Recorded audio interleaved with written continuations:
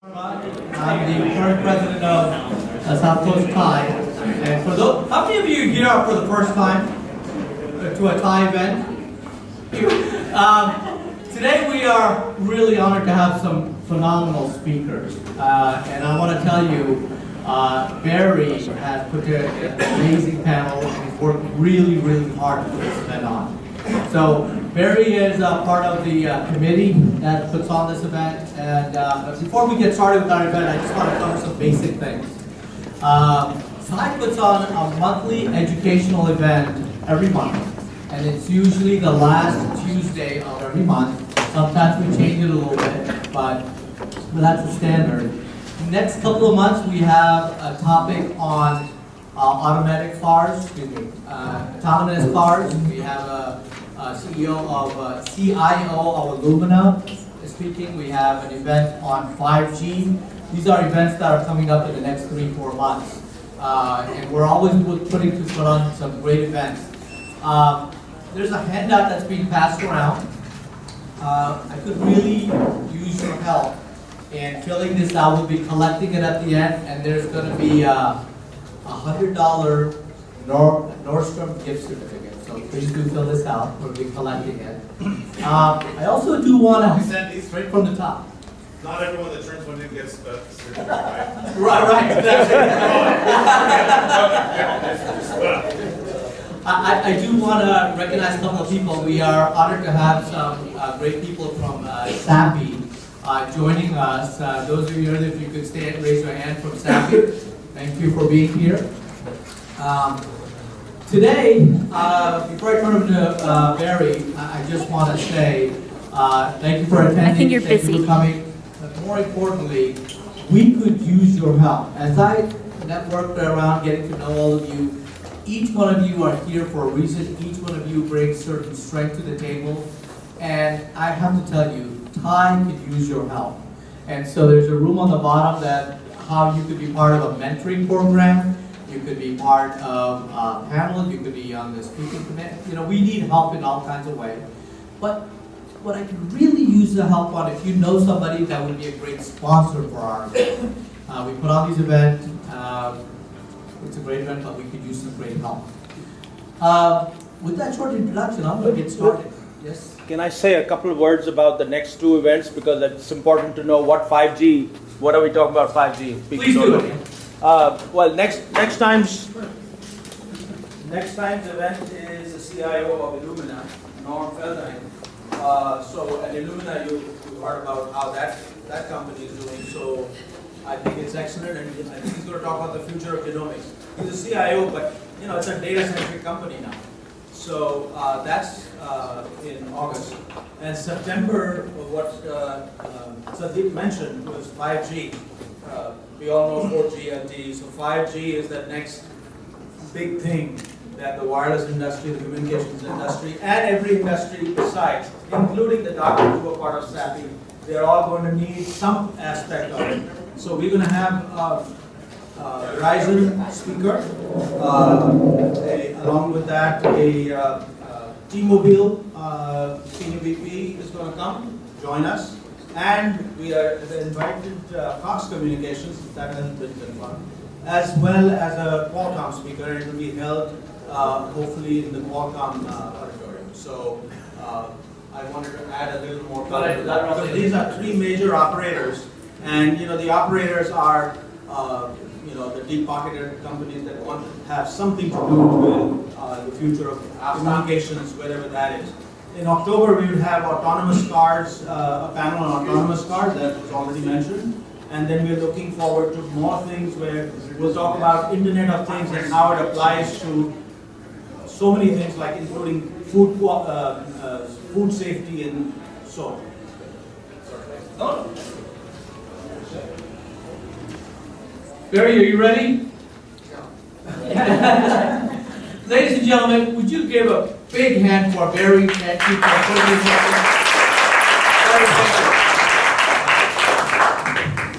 Thank you for everybody for coming, and unless you've been living under a rock for the past couple of years, you don't realize, you wouldn't realize that cannabis is here. About 30, 40 states have already legalized it. Actually, you may not realize it, but medicinal cannabis was legal in California since the 90s, mid-90s. I didn't realize that. How many of your patients were? How many admit your patients were? Well, those of you who admit their patients realize that at one point, you used to have to go down the back lot. Excuse me, Barry. Yep. I need to talk to you. Oh, okay, one second. Hey, Barry, I need to talk to you. Yeah, one second. Okay, hold on, I got it. Okay. You can go.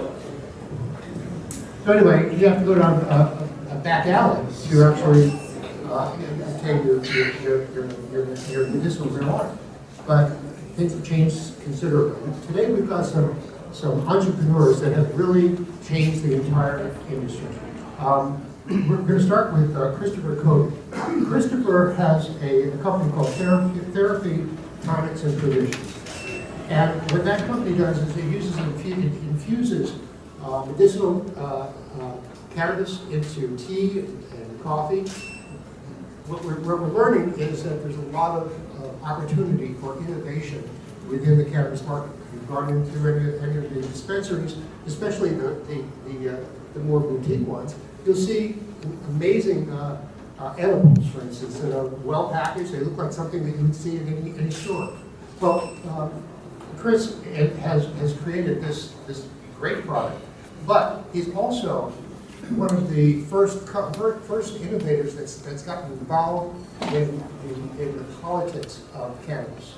In other words, he's part of the trade associations, the manufacturing associations, and he is really moving the industry forward as far as the state of California is concerned. I wanted to give him a pitch because in terms of his product, he's not going to promote it himself, but his product is amazing. But I really wanted to talk about the status of cannabis in California and hopefully nationally in terms of the state regulations and where it's all going. Chris?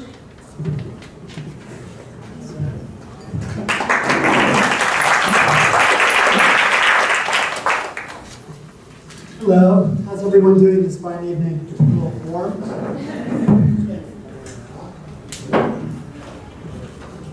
All right, so before I start, I'm going to tell you two things. One is ever since a failed 12th grade monologue in drama class, I'm just terrified of public speaking.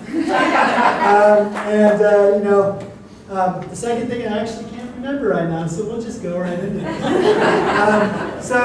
We're going to talk today about the emerging marketplace that is cannabis, specifically in California, but in general, in a bigger sense, this is a global industry and will be for decades to come.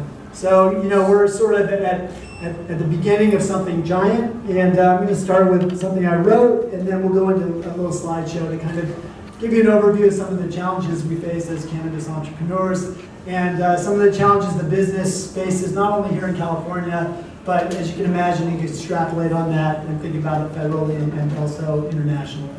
The emerging California cannabis marketplace provides an incredible opportunity for investors, but the potential is heavily burdened by growing pains and misconceptions.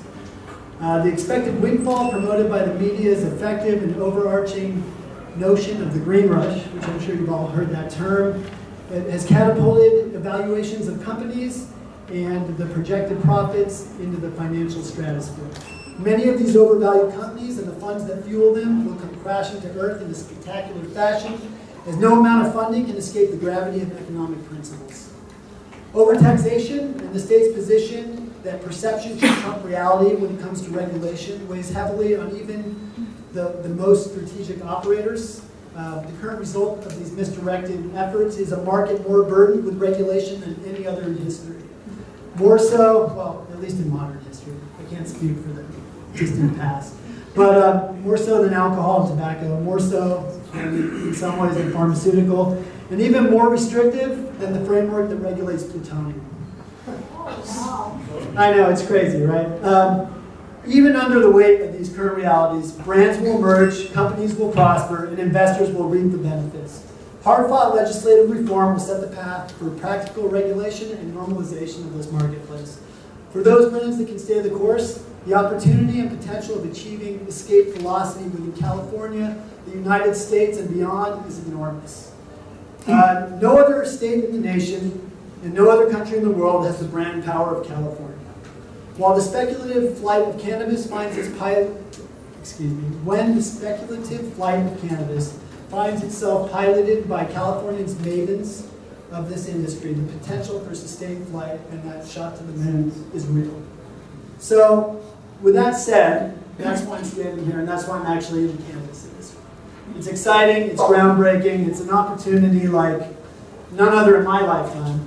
And why don't we look at some of the past numbers, and we'll look at some of the projections, and we'll kind of move through some of the challenges we face. So, again, my company is called Therapy Tonics and Provisions. We make infused coffee and tea drinks, as well as sublingual tinctures and some other edibles. The premise of our company is to put the power of dosing in the hands of the consumer, because ultimately everybody reacts differently to THC, so it's important that they're able to control the way they dose themselves. So homogeneous liquid is a great way to do it, and a great pathway to investigate the power of cannabis is through something we're familiar with. In this case, we chose coffee and tea because it's a $50 billion existing industry, and it's one that I'm very well acquainted with in my past life. So I'm not just the hair club president. I think the big brands here in California are ultimately going to be the ones that approach this not as a cannabis company, but as a brand. A lot of sectors of the market will be raced to the bottom. However, we don't anticipate ourselves there. We're establishing our brand, and we're doing it through lifestyle. So let's look at some of the historical data and the numbers and projections. I'm kind of dating myself here, but these are some other multi-billion-dollar industries that grew very quickly. Basic cable in '86, home video, I'm sure everybody remembers the VHS, and broadband access, which is more or less the internet. So over a 6-year period, these grew very quickly. The projection for cannabis is right there. So you can see that these numbers are pretty spectacular. And this is within the US here. So, we're looking at the whole US market at this point. And then if we take a look back to 2015, we can see even then, when most of the market was medical, as you can see from this pie chart here, we had a $5.7 billion industry. And these are not projections, this is the past, this actually happened. As we move forward to 2020, we see the shift towards more adult use, and we see the number increase significantly. Now, one thing this doesn't tell you is the ancillary businesses that are going to benefit from these kind of numbers. A lot of estimates say that there's going to be an additional $60 billion added to the economy through ancillary businesses like software, manufacturing support and services. So this is a very big industry and has a lot of potential. That said, here we're looking at the California market. We're going to kind of take a little focus on California since that's where we're sitting. As Barry mentioned, since 1996, medical cannabis has been legal here in California. The California government basically did nothing for 20 years to regulate it until Proposition 64 passed in 2016, which sort of promoted the idea of adult use. At that point, it was a race to regulate, and we're all bearing the burdens of that unfortunate lost opportunity. And that opportunity wasn't just lost by state legislators, it was also lost by industry professionals, because nobody wants regulation. But in hindsight, it would have made a lot of sense to work with the government and help them understand the industry better. We would have much more solid footing at this time had we done that. So as we move forward, you can see, 2018, January 1st, adult use became available. Here we have some projections. Again, these numbers, a lot of people think they're overstated, some think they're understated. At the current time, because of the regulatory environment, we're not quite hitting the numbers that were expected. But once regulation becomes finalized and permanent, we expect the flight of cannabis in California to take off. Can I hold you on that slide for a second? Oh yeah, sure. Why do you think the projected medical sales are decreasing from 2017 through 2020? That's a really good question. So the way the regulations are written, in order to benefit from medical marijuana, you will now have to register with the state of California. Prior to this, you could just get a doctor's note, and you can still do that, but you're not going to reap the benefit of tax relief that you would if you were to register with the state. Needless to say, a lot of people aren't really happy about the notion of being in a state database, so we expect that to decrease. And you know, a lot of the products that people use on a regular basis are actually adult use, so I think, and Rocky could probably speak more to this than I could, but I think it's going to be a matter of convenience more than anything. The transition will happen over time. There was, earlier this year, the notion that you had to get a medical license and an adult use license. And we've looked at other states, I believe Washington being one of them, where in that scenario, the medical market completely disappears because the state has no reason to promote it because there's no taxes gained from it, or very little. So if you look at this, you know, compounded over, you know, this 2014 to 2020 period, we're looking at about a 23% annual growth. And, or I should say compounded annual growth. And the issue here is that, again, 2018, we're probably not going to hit the numbers we anticipated, and it has a lot to do with the challenges we face in the regulatory and legislative environment. And here we go. Here are some of our challenges.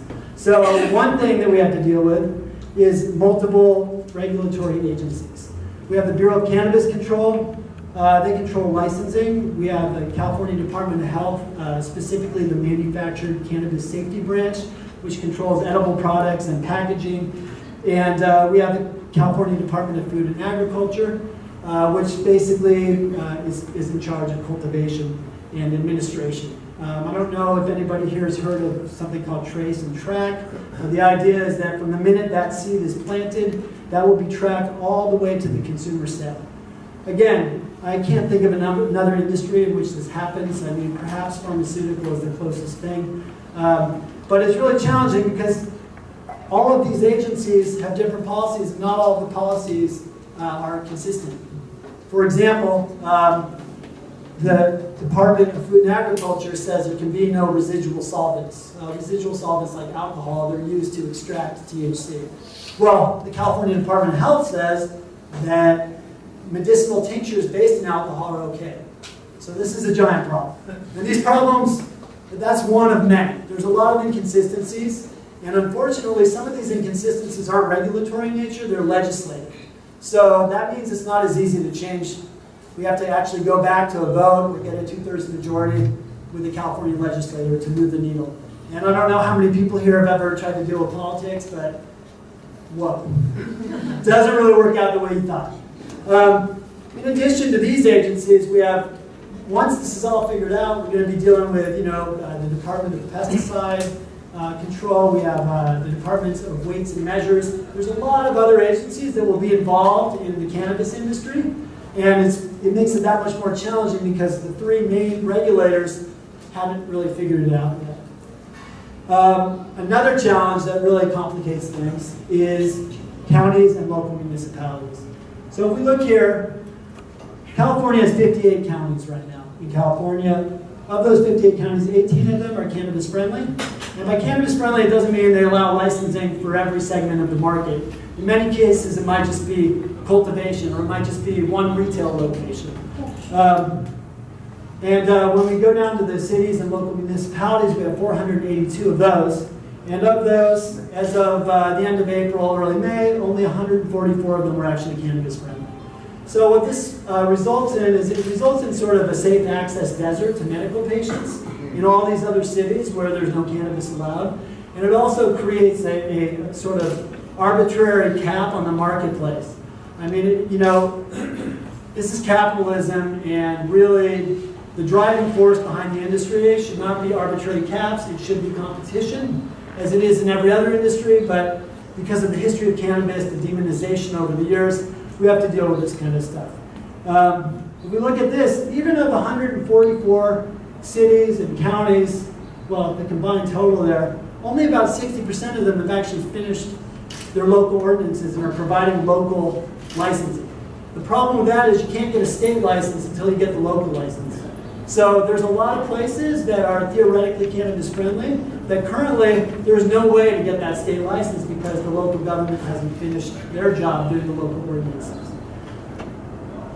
Not only that, but about 80% of these localities are charging anywhere from 5 to 15% gross receipts tax. Here in San Diego, I'm a manufacturer, we pay 5% gross receipts tax, and that's in addition to 24% excise tax that we pay the state, in addition to the sales tax we pay the state, in addition to the local sales tax we pay the state. So at the end of the day, the consumer is paying, 40% tax, 35% tax. It's a really high burden to put on the consumer. And I think that's also one of the reasons the sales aren't what they expected to be, because guess what? If you used to buy something for $40 and all of a sudden it's $80, and we're talking about marijuana, you're probably going right back behind the 7-Eleven to buy it from that illegal source. Yes? How do those taxes compare to the taxes on alcohol and tobacco? That's a really good question. I do not have the answer to that readily. At one point, I did know the answer to that. But they are higher than any other age-restricted product in the state of California. That much I can tell you. Chris? Yes. Canada has a straight across 40% sin tax on all alcohol and tobacco sales, period, on top of their provincial, aka state taxes, and their value-added tax. Sounds like Canada is not as friendly as we thought it was. The cannabis tax is only 10%. So are the cannabis taxes equivalent to? They had a deliberate strategy of getting rid of the black market, so they made the tax burden as low as it was. Oh, good deal, I didn't know that. And to speak to that, since January, it is suggested that the black market or the illicit market here in California has grown by a factor of 3. And that is because of the taxes. So that's pretty remarkable. And of all of these cannabis-friendly places, 100% have licensing caps and restricted green zones.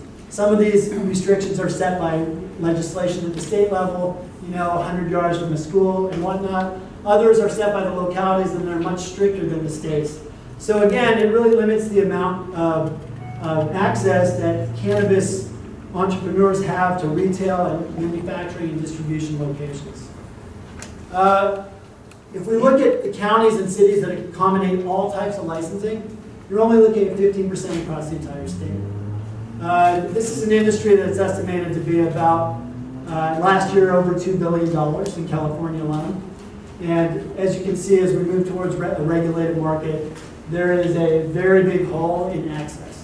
And that's not, for us as entrepreneurs and people in the industry, it's very problematic. But more importantly, for the patients that rely on products, it's a giant issue. I'm not going to go through this. Don't worry. But this is the type of business structure that we have to entertain in order to work under licensed conditions. And because in San Diego, for instance, licensing is very limited, we've had to figure out a way to work with other license holders and bring smaller brands in that otherwise have no way forward. So I have to visualize something to understand it, so that's the visualization. I still don't understand it, but we're doing the best we can. Additional challenges, the shifting regulatory environment.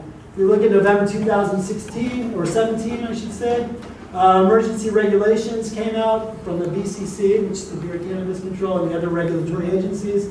That was after a 6-month period where they reviewed public comments. We moved forward to March.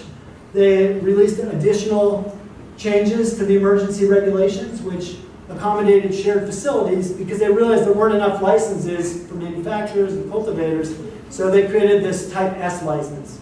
Unfortunately, the majority of local municipalities do not have any way to support such a license type because of the way they define a premise.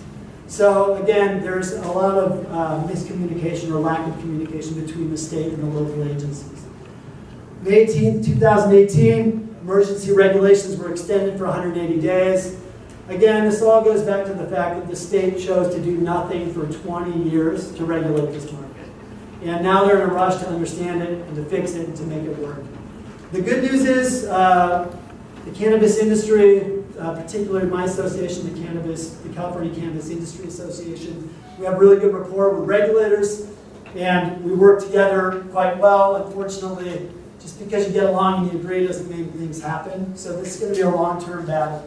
But the rapport is incredible, and they are interested in doing this and doing it correctly. We look towards July 12, 2018. That just happened.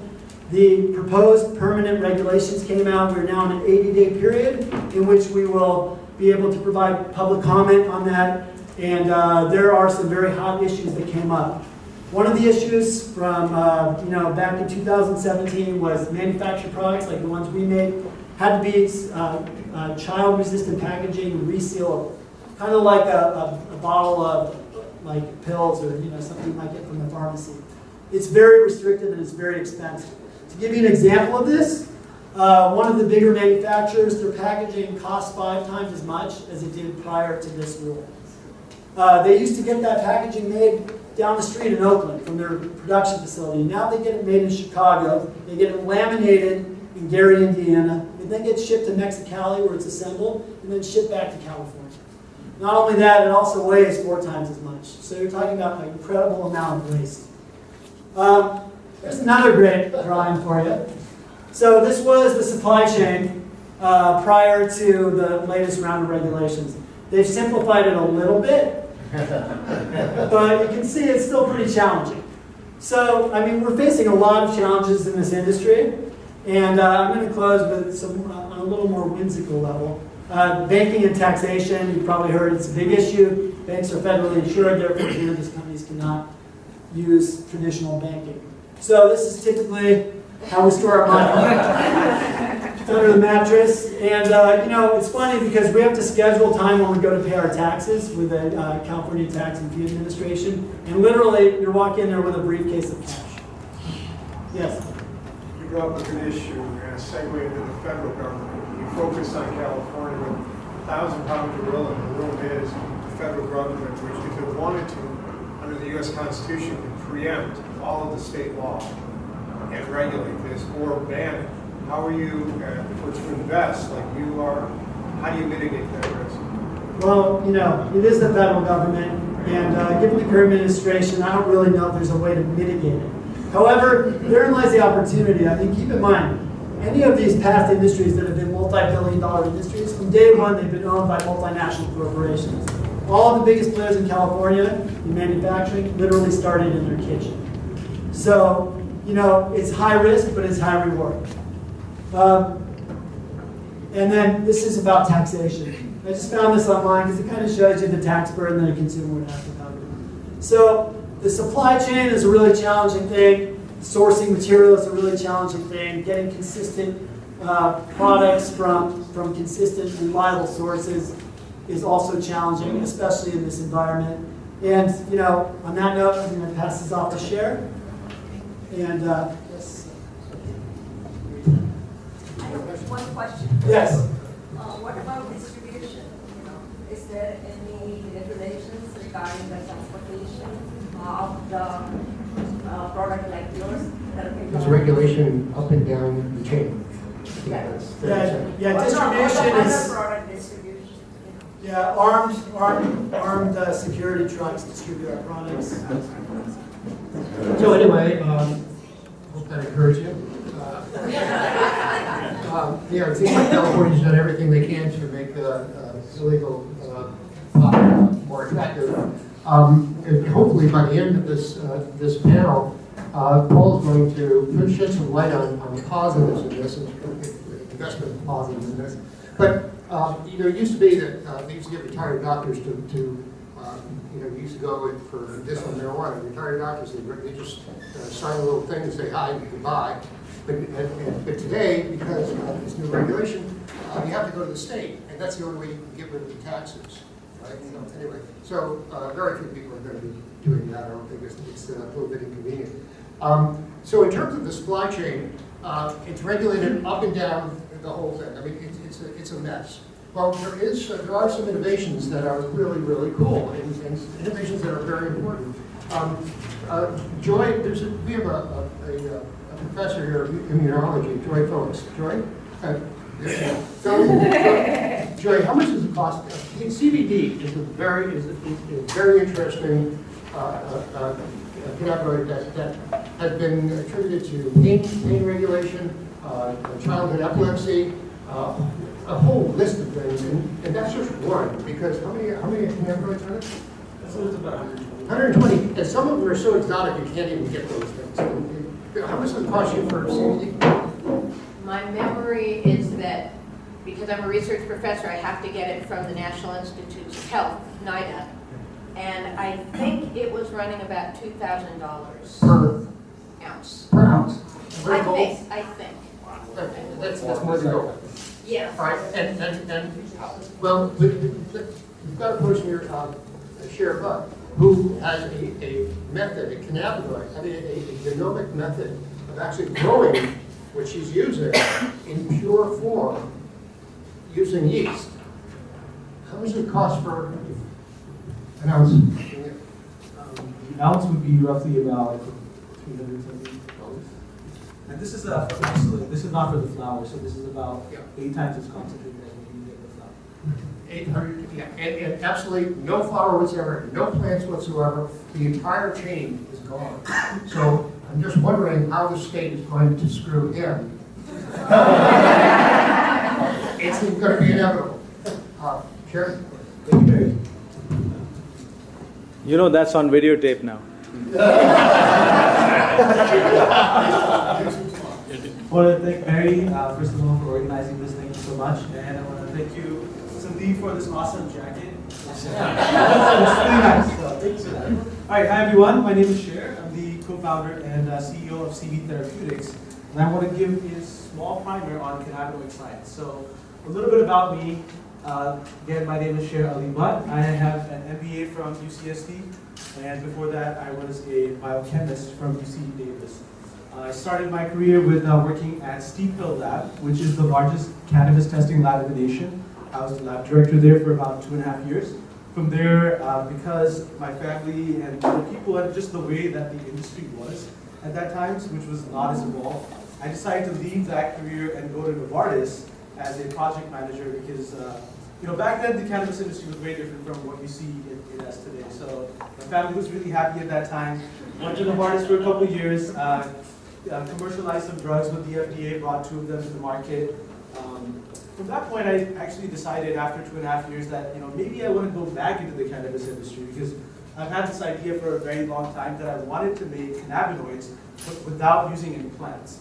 So that's when I decided, nobody really is going to give me any money because I don't know anything about accounting and I don't know anything about running a business. So that's when I decided to go to business school at UCSD.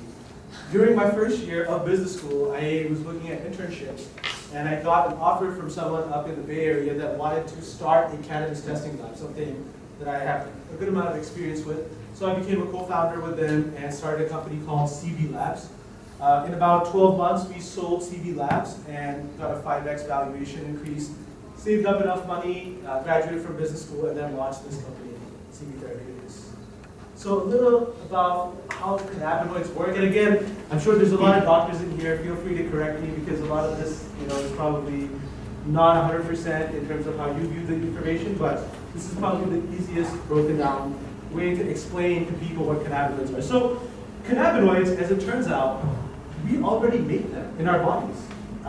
In the body, they're called endocannabinoids, and it turns out that they have very similar functions to the compounds that you found in cannabis. Which is interesting because, I had no idea about this until I looked this up. So endocannabinoids such as anandamide combine with different receptors in your body to create different effects. Now there's different types of cannabinoids. The first being endocannabinoids, the ones that are in your body. The second being phytocannabinoids that come from the plant material. And the third is synthetic cannabinoids that pharmaceutical companies or other companies manufacture. Most of them, or all of them actually work on the endocannabinoid system, and there's different receptors that they attach to.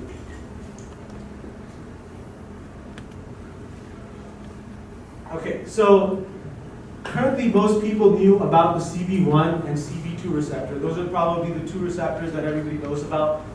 Recent research is finding a lot more receptors that actually interact with these molecules, the TRP and the TRA1 and the TRB1. There's actually a couple others that just recently came out in the medical research called vanilloid receptors. So there's a combination of many different receptors and many different mechanisms that actually work with cannabinoids, which is something very interesting. Something that I didn't know back in the day, but I find very fascinating. Different compounds act with different receptors. So for example, on the CB1 and CB2, you'll notice THC primarily binds to CB1. CBN, which is another compound, which is a breakdown product of THC, binds primarily to CB2. Then you have CBD. I'm sure everybody here knows about CBD. So CBD doesn't actually perfectly bind with either of them, but it has a loose binding with either of the receptors. Then you have other cannabinoids such as CBG and CBC, which binds with TRV1 and then TRP1 receptors. So we're still learning a lot about cannabinoids and their mechanisms, and I think because of the federal ban on cannabinoids, a lot of this research is in the very early stages, and we hope that with more time and more efforts by the University of California and their 4 or 5 different medical cannabis research institutes, we'll be able to get a lot more information that's going to accelerate the cannabinoid science moving forward. So here's why do people actually use cannabinoids right now? So this was data taken from the Pharmacological Sciences Trends Journal and Marijuana Business Daily. So the majority of people that use cannabinoids use it for pain. I mean, pain is one of the biggest problems that we have globally. 1 in 3 Americans suffer from pain. And you can see why it's such a big deal here, because the majority of people want something that's going to relieve their pain. It's not going to be an opiate that's going to put them out or, for example, give them a high that they're not able to go to work, they're not able to drive a car. Something that, for example, CBD can do for you. And I think the biggest thing that cannabinoids offer over any other pain medication is the fact that they're non-lethal. So if you were to accidentally overdose, take a few too many pills of the opioid painkillers, hopefully nobody here has done that, you would probably end up in the hospital, and a lot of people die in the United States. I think it's about 37,000 that die every year because they unintentionally overdosed on an opiate for pain. So that's a lot of people that unintentionally overdose on something. So that's one huge plus that I think cannabinoids have over anything else. Muscle spasms, severe nausea, cancer, etc., all the smaller indications. So I'm going to do a pop quiz here for everyone. So here's a summary that I found on the internet, and the reason I'm using this chart is because it's it summarizes data from about 60 different studies that have been done. Some of the important ones, so now you see many different cannabinoids. I'm sure people know about CBD, they know about THC, but like Barry mentioned, there's 120 different cannabinoids in cannabis in hemp. 120, and we only have CBD, THC, and maybe 1 or 2 others that you can commercially find in the markets today. Now, why is this so important? Well, it's important because some of these interact with certain specific set of receptors in your body, while others interact with a different specific set of receptors in your body. And if you want, for example, one sort of property in a certain specific subset, you wouldn't be able to, for example, rely on just one cannabinoid. So, which is why the variety of different cannabinoids is very, very important. So important things such as being a bone stimulant, being anti-proliferative for cancer cells, all the types of things that we don't really know too much about, but a lot of research is coming on the way to explain this. Here's a very interesting patent, and I usually like to put this in some of my slides. So this patent is owned by the U.S. government, actually Department of Health.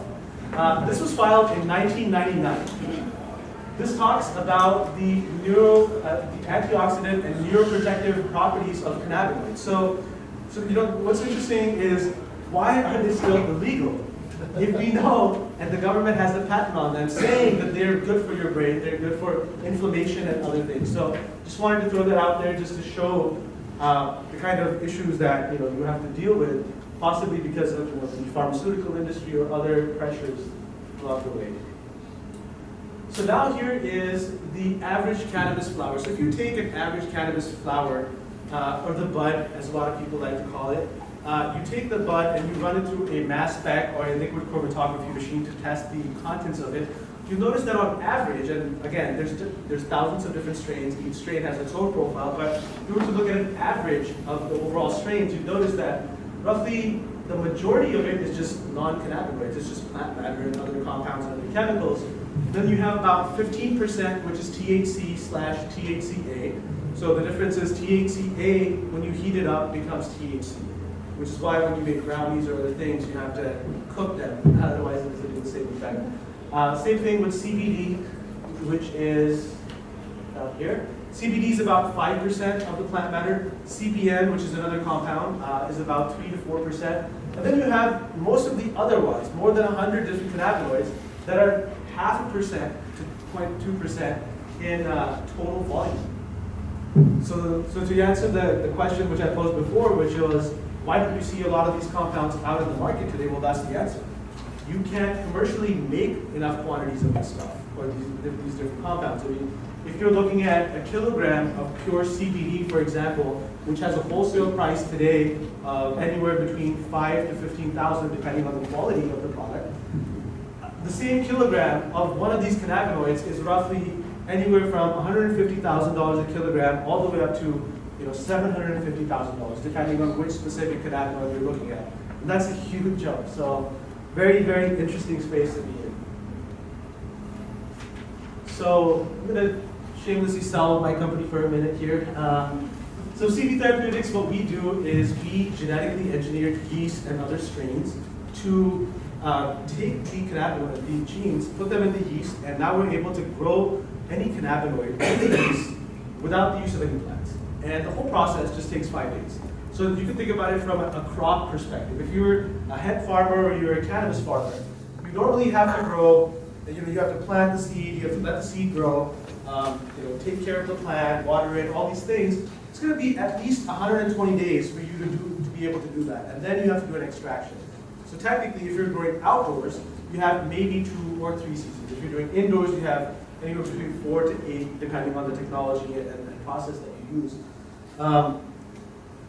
Our process is much different than that because, again, it's only 5 days. We're able to make any cannabinoid, not just THC and CBD, we're able to make any of them for roughly the same price, which is a huge leverage compared to anything that any plant producer would be able to do. And this is sort of what it looks like. So these are bioreactors.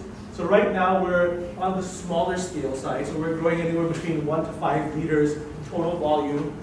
We just acquired a biotech facility that was going into liquidation, a very big pharmaceutical / biotech company in Carlsbad.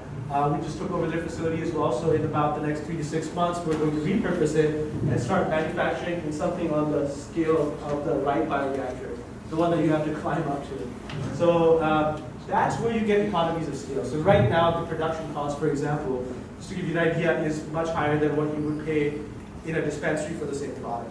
The problem is we're using 1 to 5 liter bioreactors. When we get to, for example, a 1,000 or a 3,000 liter bioreactor, our projected cost per kilogram goes roughly from 3,000 to 5,000 per kilogram of 99% pure product. And again, the biggest advantage for me, the reason I even came up with this in the first place is it forgoes the biggest problem in the cannabis industry today, which is not even price, it's pesticides. Pesticides are 80-something% of all product in California is tainted with pesticides. And I think up till July is when they recently enacted the law that says anything that has over a certain threshold of pesticides has to be thrown out. So now you'll see an increase in pricing. Am I right? That's going to be on the list. So. All right. So in closing, my name is Sher. Hopefully you enjoyed the presentation. Any questions? Yes. In your with your product, are you still required to be in certain zones with setbacks and requirements from governments for where you're located? That's a great question. So first off, because our product doesn't come from plant material, the way that the DEA has structured the laws, it's technically not considered cannabis or marijuana, which means it's not a Schedule I product. The second part, which you said about production, that gets a little tricky because now we have to look at the local state and city laws and see how they're going to permit it. But the preliminary analysis by the legal team, a couple of lawyers that we've shown it to, is that it's not a Schedule I product. Yes, sir. Do you have a customer for rare CBD keto quantities in production? Yeah, so we have talked. Who's using? Absolutely.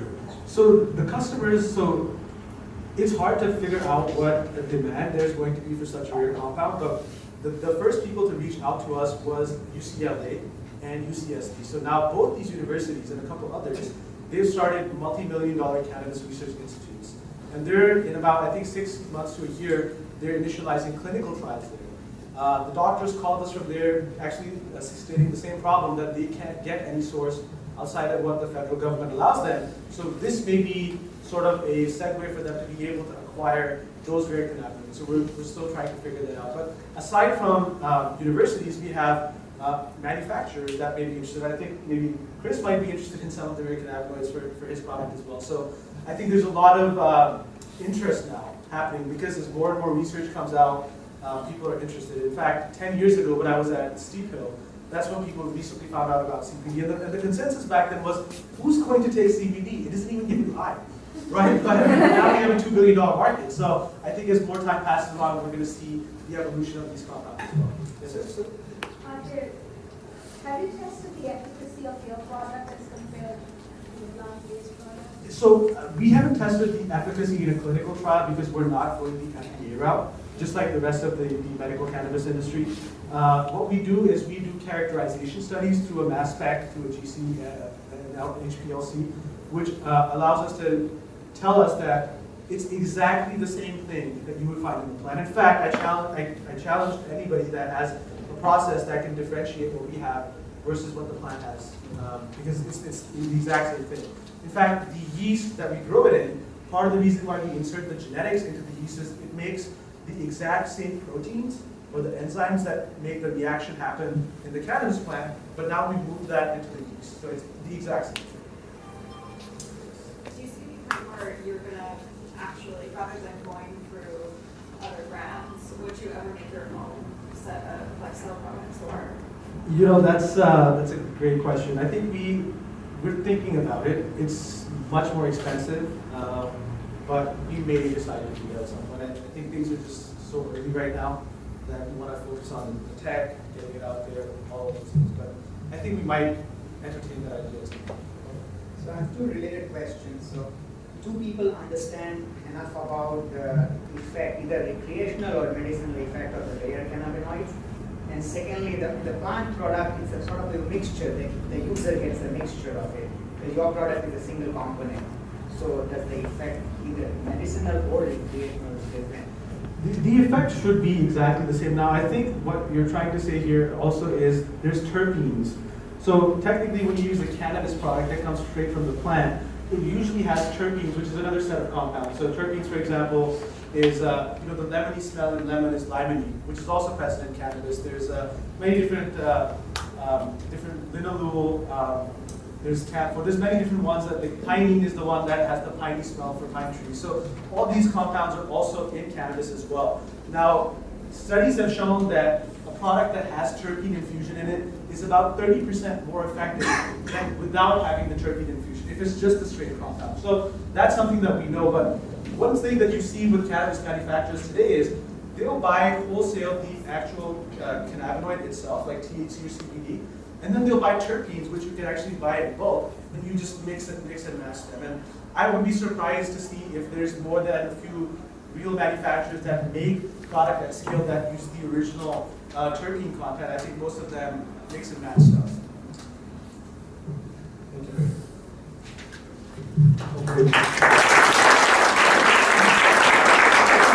Okay, we'll have time for more questions later.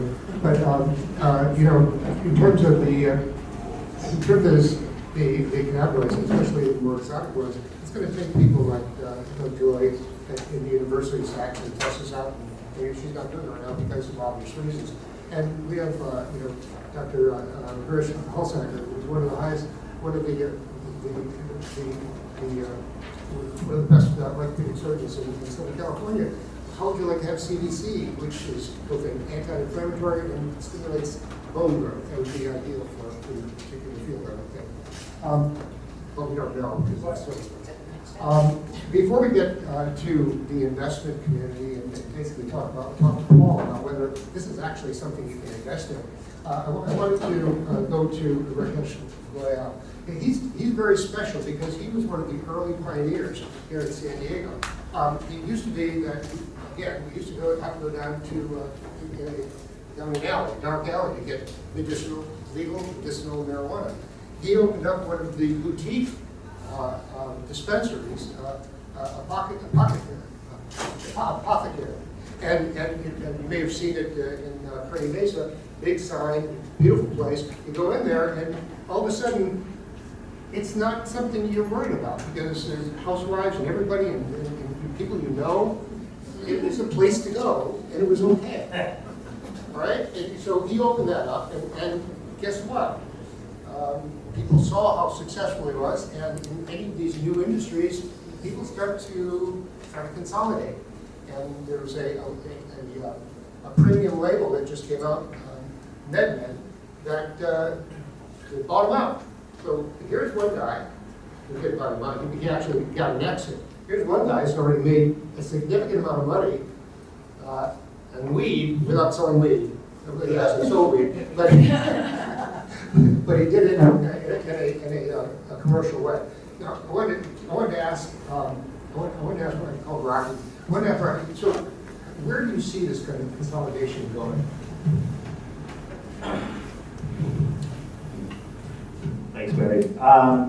Consolidation, I think, is where this market's headed, pretty much in every sector, right? Because today, we have all these barriers, legal barriers, regulatory barriers, and the folks that are getting into the space are the guys that you see up here.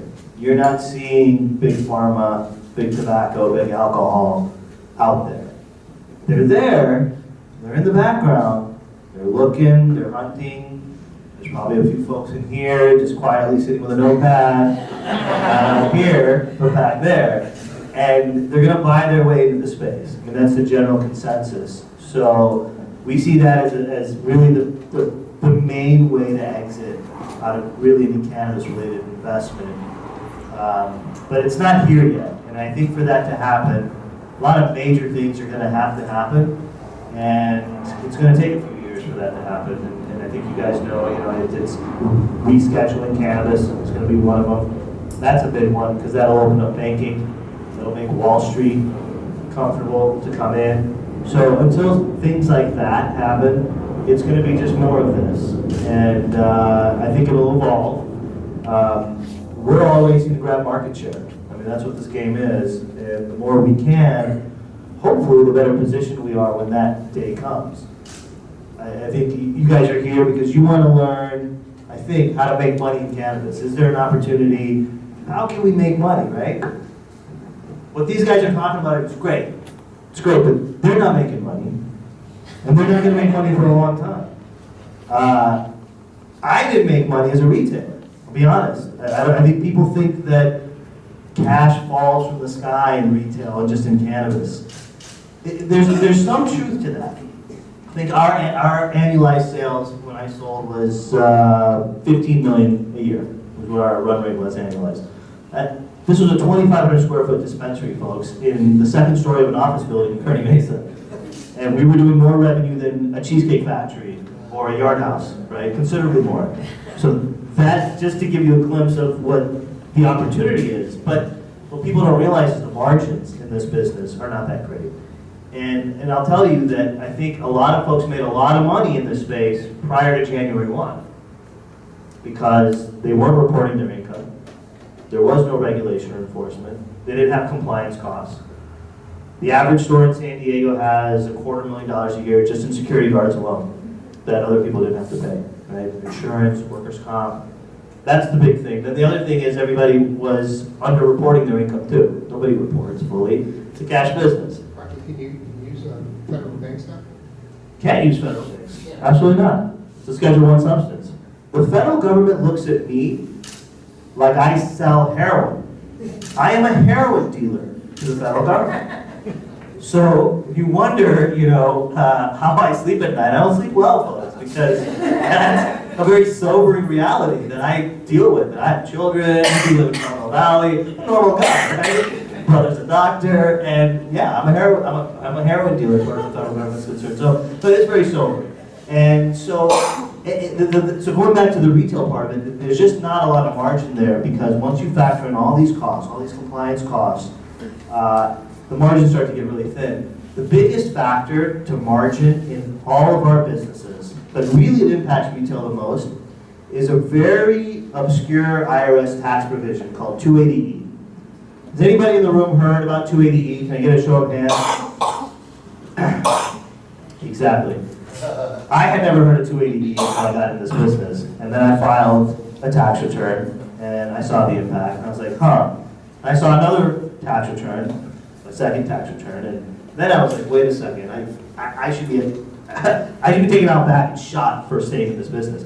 280E was enacted in the 1980s when the Miami drug kingpins were importing cocaine, and they were trying to pay their taxes so they didn't get caught on tax evasion.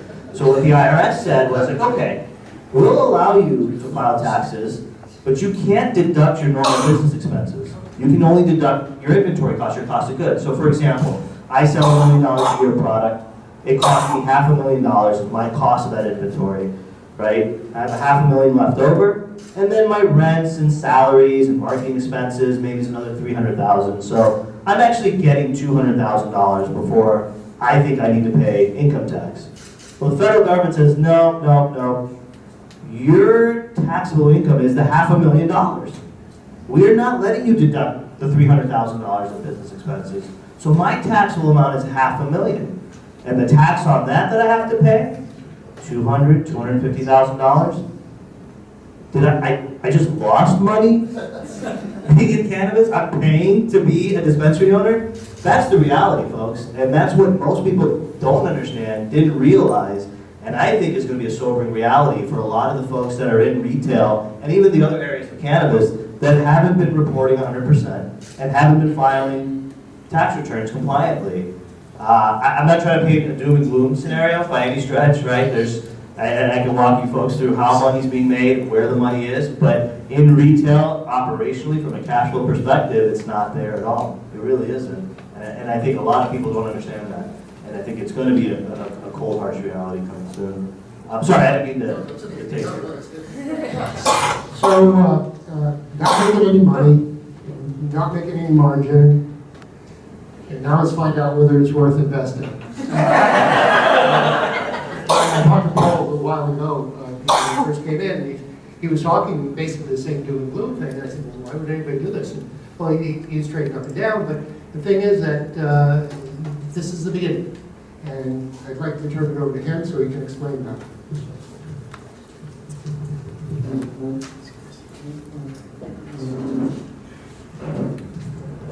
Proper introduction. This is Olinga Capital, and it's a pooled investment fund, and he focuses on the cannabis market.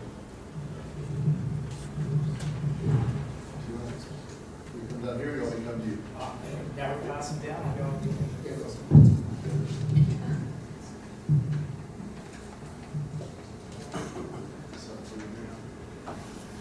They're not riveting slides, trust me. You're waiting for this. A bit of background. My background is commodities trading and equities trading, primarily in energy markets. And the thing that attracted me to cannabis was the notion that you have thousands of growers, you've got thousands of buyers, and it looks like every rudimentary commodity market you've ever seen in your life, except with all the challenges that you've heard tonight and then more. So my challenge when I started looking at the space is, how do I create a business that's institutionally investable? So the first thing I did was I went and saw a lawyer and said, how do I not go to jail to be involved in cannabis? So, you know, from every entrepreneur's start, the idea is, okay, I'm interested in this, but, you know, heroin dealer aside, you know, everyone wants to sleep at night, right? So you know, I scratch my head, and it's Schedule 1, banking issues. So the traditional investors that invested in me, startup hedge funds before, could not touch it. They said, you know, we have a pool of capital, could be German pension funds.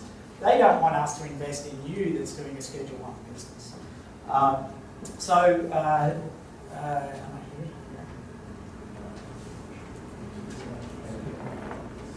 Okay. So if we, just quick overview. So when I looked at this industry, it was unlike any other industry I'd ever seen in my life, primarily because there was no data. Everything that you can imagine that has been deregulated or new regulatory change came to make it possible for entrepreneurs to enter the market, there usually was some form of government census data that you could access. And there was just nothing. There were DEA reports, there were some other things out there. So, I looked at who was out there, who was doing business in this space. And I came across a company called Cannabis Benchmarks. And this company interested me because they're all ex-Platts energy professionals, and they do a price reporting service where every week they publish the price of indoor, outdoor, and greenhouse cannabis grown in state legal markets through the US. And they've been doing this for over 3 years now. So a lot of people who appreciate data are always looking, where can I get data about price and how that will evolve. So I made an investment in that company in early 2017, and I'm still advising them today about the commoditization of cannabis. And if you talk to anyone in the industry, that's the antithesis of everyone's business model. And everyone's business model that grows is, I'm going to grow the best stuff, and I'm going to have the best brand. And have you sold anything forward? No. Have you hedged any of your risk? No, you can't do that. And so it's a challenging market, because until I was looking at cannabis, I found no one in the world that wanted to be a farmer again. Now everyone wants to be a farmer. And challengingly, they want to be a farmer in San Diego, paying 3 to 4 to 5 times going commercial rates to grow indoors in the most expensive electricity market in America, and 80% of their cost base is energy, and put up with all the permitting and other issues that go along with it. There's money to be made there, no doubt. But I think Rocky really highlighted, you've got to do your due diligence before you start investing. So when I look from my perspective, I couldn't see a tradable commodities market like you pull up CNBC and see WTI price and understand that's one of the highest traded commodities in the world. So how is cannabis going to make that leap when you can't even move it state to state to start arbitraging the different prices? Again, looking at the informational problem, I decided I should launch an equities fund and trade the publicly listed equities that are out there in the space. From a general perspective, a lot of people, I think, are interested in the space, and the next question is, how do I invest in it? And it's pretty simple. It's like every other industry, right? You have to do your due diligence. You could start a company like these fellows have. You could look to fund someone that started a company. You could make a direct investment. A lot of people like to do it themselves, right? Some people like to work on their cars. Some people like to trade their own stock portfolio. So some people most probably dabbled in a few of these stocks. Some people may be aware there's exchange-traded funds that have popped up. And an interesting one, at the start of the year, this ticker is MJ, and they announced themselves as the first US ETF for cannabis. And a week before, they were a Latin American real estate fund that had $5 million of assets. They went to the SEC, changed their purpose, and they said, we are now a US cannabis exchange-traded fund. And they went on CNBC and they had $200 million in 2 weeks. They've now got $400 million. You may like to know that an exchange-traded fund, for those who don't know, aggregates different stocks and makes a basket. You like airlines, there's one called Jet, and they have investments in different airline stocks. This interesting thing about MJ, and hopefully no one's here from the company, has stocks such as Swedish Match, British Tobacco, Philip Morris. Scratch your head. People blindly jumped in and started buying this because it said marijuana and they said they were exposed to the US cannabis industry. They're not. Their major holding, Kronos Group, it's now listed on NASDAQ, has absolutely zero exposure in the US. It's a Canadian company. So again, as you're looking at this space and you're thinking about who do I invest in and how do I invest in it, there's a bit of a, I suppose, a mania and if it's cannabis, it's gold and we're all going to make money. So as much as Rocky was pointing out at the very pointy end of life, the same thing's happening at the big end of town on the institutional side. And so, your options are out there. There are venture capital cannabis funds. There are private equity cannabis funds. There's equity hedge funds. Mine was one of 3 that started last year. I think there's still only 3. And then, of course, you can go out there and work for a cannabis company and do the hardest investment of all, right? Put in your own sweat equity and start figuring out the industry. Because this industry is evolving so quickly, there's no sort of reaching back into history and figuring out what other people did and mildly tinkering with it. This thing's going at lightning speed. The segments, I think you've got a good appreciation for this. It's like every other industry. I sort of equate where we are to tech, 89 to 91. It's real, it's going to be massive, it's global, it has real application, but things all are brand new and we don't know what's really going to work. And the failure rate could be quite high. And as I was saying to Barry earlier, you may think some of these cannabis stocks are hyped up and overblown. Qualcomm went up over 5,000% in 1 year back in the 90s. Yeah, well, I was using Aussie dollars, so, you know. The interesting point, though, is Google wasn't around until 97. And before that, we had Pets.com, right? Went up, you know, $300 million and it went to zero, all in about 250 days. So we're going to see similar things happening in this market. So, you know, there are different spaces that you can play in as per every other industry. Just a quick snapshot for those people that like sort of equity markets, to give you an idea. This is just, there's maybe 500 cannabis companies. Scott's Miracle-Gro is cannabis related because they buy hydroponic stores. But, you know, we're tracking 280, 300 companies. There's about 72 over 100 million, about 55 billion. These are all US dollars. And, you know, in Australia alone, who last year passed a medical program, 2 years ago passed a medical program. There's all of 600 patients in 2 years. It announced that it will export cannabis to the world. In January, all the stocks tripled. So of that 1.8 billion market cap of those 22 stocks, there's maybe 15 million of revenue, 20 million of revenue. So the challenge is coming. You know, companies are going to have to perform. Things are going to have to happen. Maybe here just to wrap up, and again, this is very high level. You know, when you're looking entrepreneurially about a space and how you gather information and what there is to be done out there, you know, you constantly hear, you know, California's the world's largest cannabis market. I think it has, and it will remain to be. I think, though, that it's still 80% to 90% black market. And as we had some of the questions earlier, the challenges really are going to be, how do you eradicate a black market and incentivize these entrepreneurs, people taking risk, such that they can stay in the game? And again, we talk about vape cartridges, you know, $half a gram, that sell for $60 plus tax plus whatever. So I knocked on my door the other day, they had the same packaging, the same cartridge, $14. And they were getting $5 to sell it. That's not a sustainable investment model for anyone that wants to take risk to go into this market, yet there's millions and hundreds of millions of dollars flowing in. Sorry, I'll just finish with this last point. The great thing about being in Southern California is, you know, I can go in the coffee shop and bump into a lot of people that are involved in the industry. LA's spread out, we know that. New York's different, right? That's the financial markets and they all circle around together in Midtown for the most part. There's a really interesting, attractive thing about San Diego in particular, and that is it's kind of led the charge in adopting a lot of the licenses that could be offered. San Diego County banned it though. However, there's midterms coming, things can change again. So I like the dynamic down here. I just gave a couple of examples. Innovative Industrial Properties, it's a cannabis REIT. They're based in San Diego. They were the first New York Stock Exchange listed company.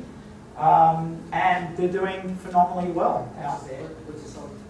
Sorry? What's it selling? What's it selling?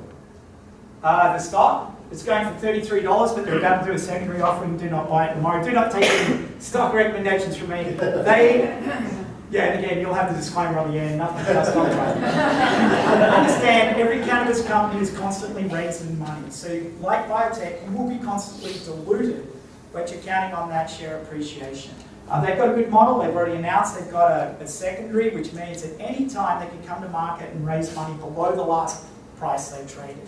So that kind of is a bit of a guillotine hanging until they announce it, right? But a good company, solid company, as are the others there. Some are private, some are public, and we could go down the list. You know, there is a business accelerator. There's a lot of entrepreneurs that go there and look for assistance.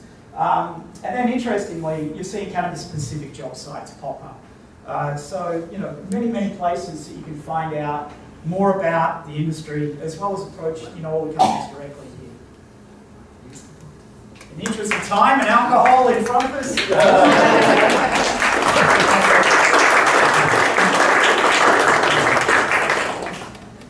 Thank you, Paul. Well, great. We heard from a genomics innovator, tea and coffee innovator, heroin dealer, and an investor. I hope this was educational. I think that what Paul said earlier was that 80% of these companies are probably going to go away. It's your job to find that 20%. And John Biner, former Secretary of State, is an advisor in one company. I invested in that and only lost $20. So, so anyway, are there any questions for this? I have a question, maybe it could be for any of them, maybe primarily Paul.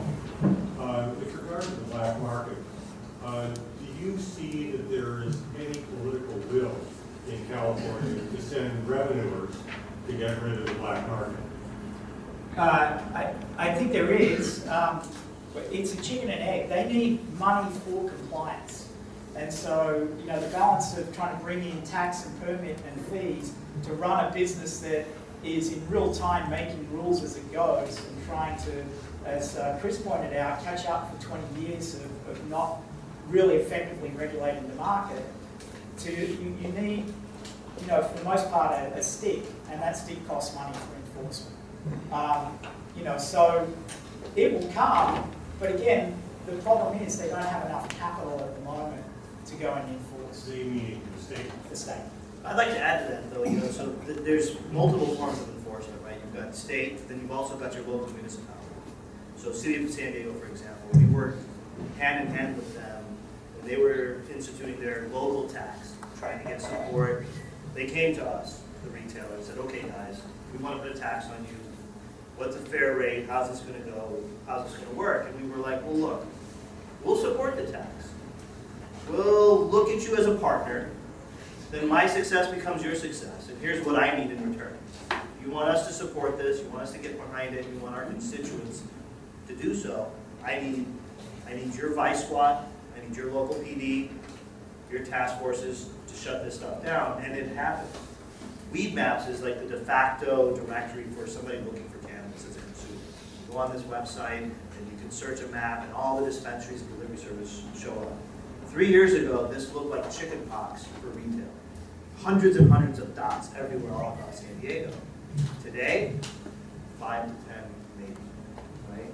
And they've been very good by shutting them down, publicizing the shutdowns.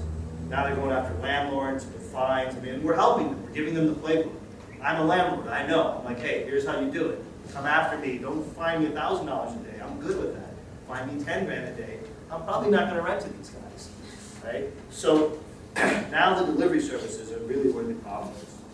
Those are harder to catch because they're these guys like ice cream trucks that have suitcases in the back of their car, show up to a guy's house, roll in their suitcase.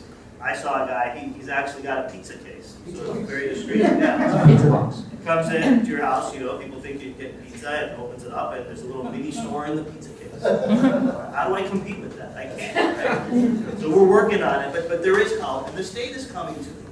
If you look at alcohol, ATF is very good about this. You're trying to make moonshine in your garage right now and sell it, you're not going to get very far, right? ATF's going to find out and just shut you down. Same thing's going to happen with cannabis, but it's not there yet, and we do need it. Is there one more question? I just wanted to say the state a few months ago allocated $15 million to enforcement. But at the last minute, when the budget got passed, they pulled it. The governor's office was very upset because, as I showed you in the slides, many of the local municipalities have not gotten their act together in terms of ordinances. So the state felt compelled to pull that money for enforcement because in a lot of these places where people are sort of operating in this gray area, there was no way to properly enforce because the ordinances aren't there to regulate the market. So it's a challenge. Naveed? I have a question about retail specifically. So if the overheads and the tax situation, everything is so difficult, what is the potential for e-commerce and what are some of the challenges specifically with e-commerce? So e-commerce is an issue because this is perceived as a very valuable commodity product that has a lot of risk associated, theft, security. So it's a land use problem. Society has said, hey, you know what? We're scared of this. We think it's... Rob, use the microphone. You got it. So society has felt that cannabis is a very taboo thing still. So when they set their land use restrictions on this, if you notice, dispensaries, in fact, dispensaries have the exact same land use restrictions as adult use entertainment. Adult use entertainment uses are in far-flung areas, generally industrial areas, and that's where dispensaries are currently zoned. That's where society thinks we belong, right? And because they think it's dangerous. And you know what, it is, right? Because this is a valuable thing, it's a cash business, so security is a problem. That's why we have to have cameras, bulletproofing, armed guards, et cetera, et cetera. E-commerce today just isn't gonna work because of that, right? It has to be, the state's also mandating how this stuff has to be maintained and accounted for with inventory. So I don't see e-commerce coming anytime soon. That said, you are seeing delivery, right, being done. And I think delivery is an interesting thing. I think there'll be a market for delivery. There always will be. But I think cannabis is just like anything else in like groceries. There are certain things you want to go, touch, feel, squeeze, not just order online. So, those are my thoughts. We can take more questions. This is a question for anybody who wants to answer it. With the federal government still viewing cannabis-related products as dangerous, for want of a better term, and with the impact of IRS Section 280E, and with the industry unable to use the banking system, the federal banking system, which is basically the banking system, but yet with more states gradually legalizing more aspects of cannabis, what do you think the prognosis is for changes in those federal designations and those federal regulations? Not just in the current administration, but out in the future. I mean, given that you've got people like John Boehner, all of a sudden, ooh, there's money to be made here. I think it's actually a good thing. How much more of that are we going to see, and then will we see the regulations change? And you're asking specifically to banking, it sounds like, more so than anything. Well, the banking, but also the tax, the designation, which causes it to fall under Section 280. Yeah, so it's a Schedule 1 substance, and it needs to be rescheduled for it to be allowed in the banking system. Now, they can pass an exemption to marijuana. There's a lot of tools to this, right? They just have to decide how they want to do it, and you're seeing bills being proposed. Actually, every year, there's a couple of bills that get proposed that deal with this, but it just never really happens. I think the political winds have changed. We used to talk about this in terms of the number of states that have legalized it, right? It used to be 5, 10. Now over half the nation, 40 plus states have legalized in some capacity. Conversation is actually global. Now we're talking about how many countries in the world are legalizing cannabis. So it's going to happen. Specifically to banking, though, I know the state is actively talking about doing a state chartered bank system similar to Colorado that would open up banking. We actually do some banking. We had one of the first union shops in California, UFCW, and with that relationship, UFCW actually opened up a bank account, and it's a legit, fully transparent bank account. And so there are ways to do it, but like you said, you got to do your diligence, and you got to get out there and find it. I just make a comment out here that may clarify from a legal perspective. You could use the court systems also.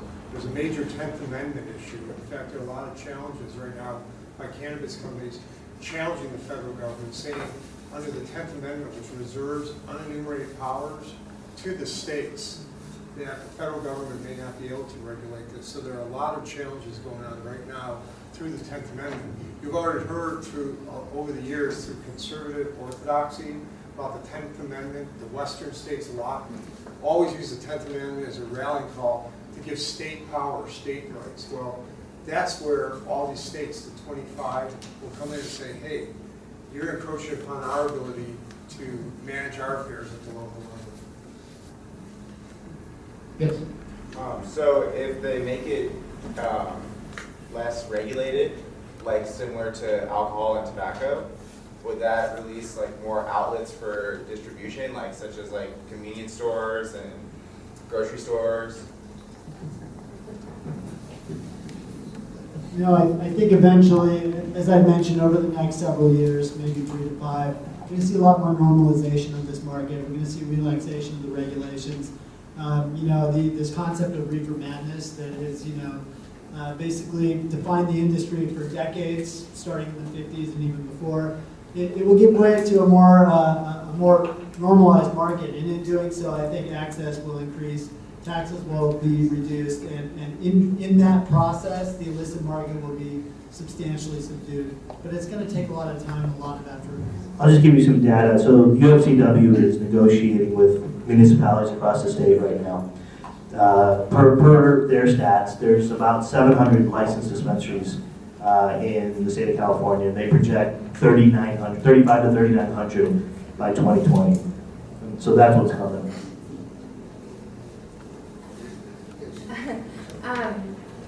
How would you suggest, and I don't know who can answer this question, but getting involved in the conversation, you know, trying to make changes to the regulatory system.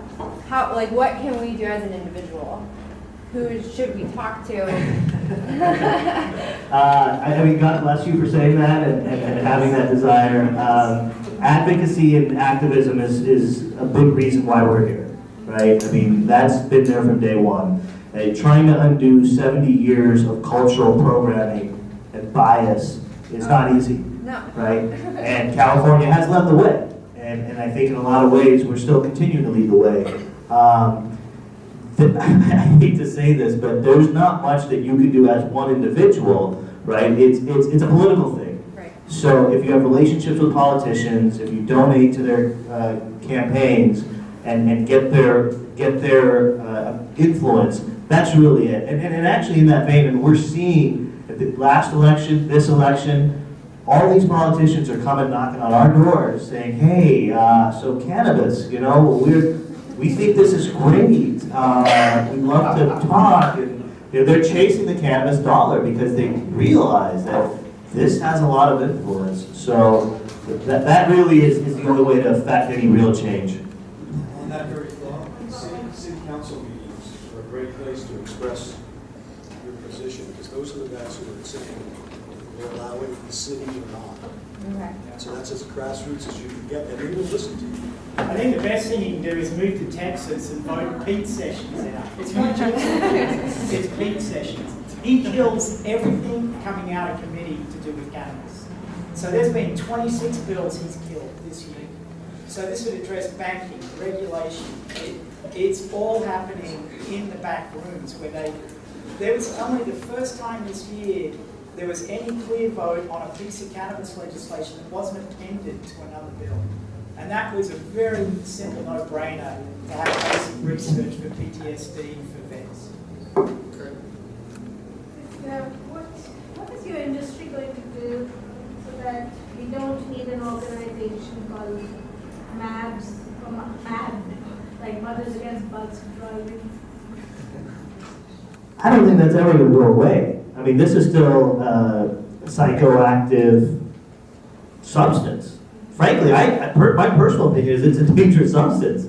If you don't know what you're doing, you don't know how to dose, these edibles, it's not going to kill you, but it's going to ruin your night. And you're probably not going to come back and use it. And you're going to tell everybody you know, I tried this cannabis thing and it doesn't work. It's a sham. So I think there's always going to be people who are against this for a variety of reasons. And I think this should be treated like alcohol. I mean, they have the laws. You can't drive while under the influence. You're seeing that consumption lounges aren't here yet. It's still a very controversial thing, and they'll be coming soon, but they'll also be very scrutinized and regulated too. But you're always going to have the naysayers and those folks that just think this is the devil's lettuce.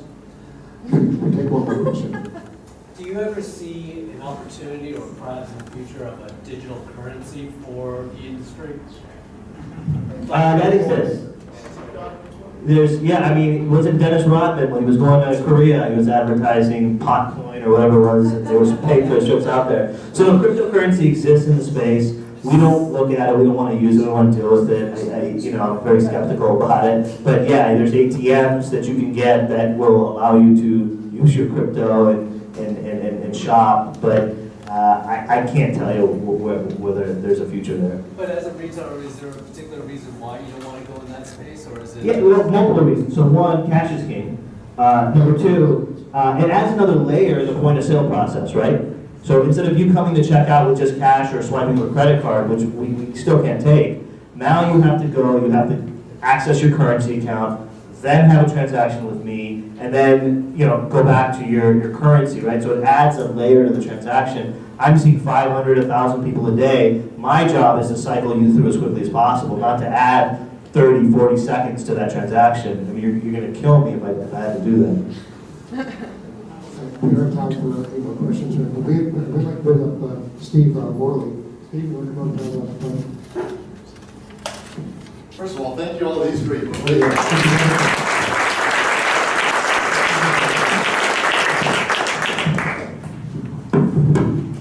thank you all for coming tonight. Thank you for everybody staying.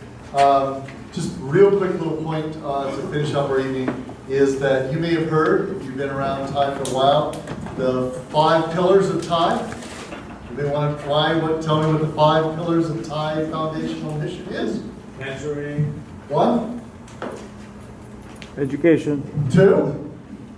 Mentoring again? 1. No, that's 2.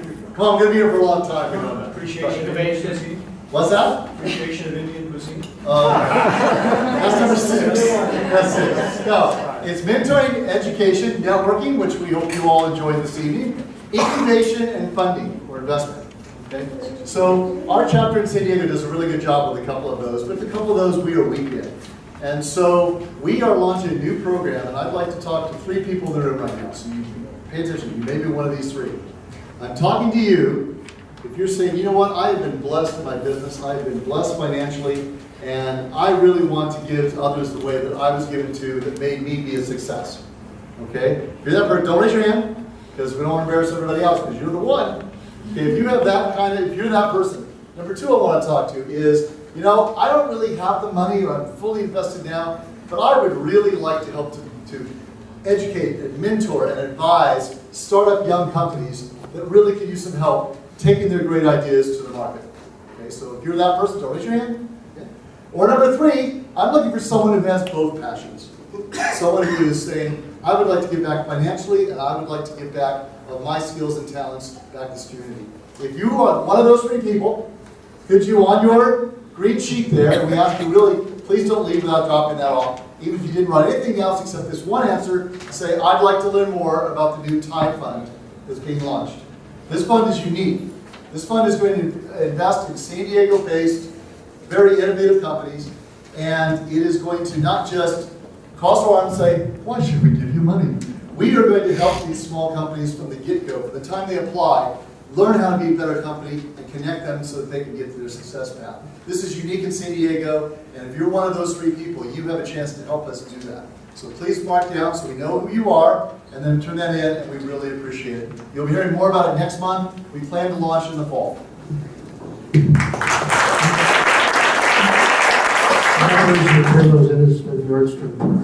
So I want to thank everybody for coming. I want to thank everybody for staying. And I really want to thank the panelists. You guys were great. I really appreciate it. You learned a lot.